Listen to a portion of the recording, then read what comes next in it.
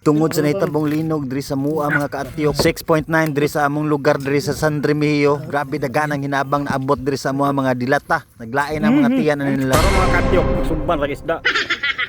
Yeah.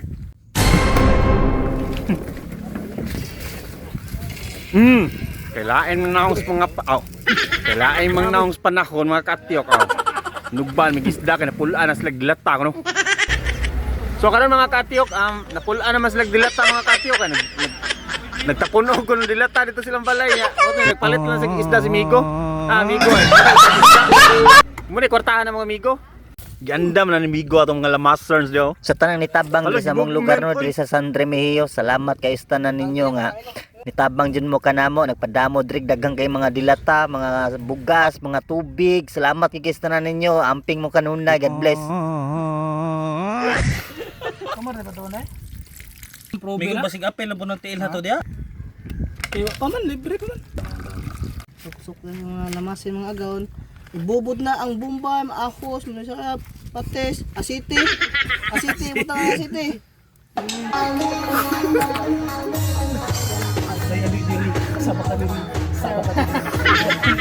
Game movement ka na mga kaatiyok oy.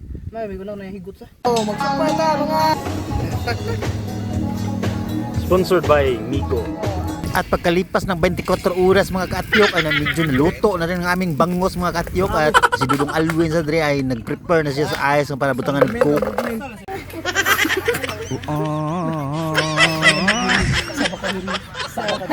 Og dre mga kaatiyok ay naluto na mga atong bangos mga kaatiyok, magsugod at tagkaon dre mga kaatiyok, magpakita ta dres itong mga hungit dre nga di na to ipakita kay mauwam ta.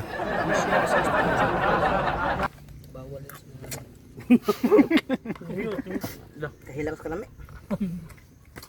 Sardinas na ako yan na ta. Ako lang ko mo. Ano ko ni? Unod. Ano mo tiyan? Ay, saro.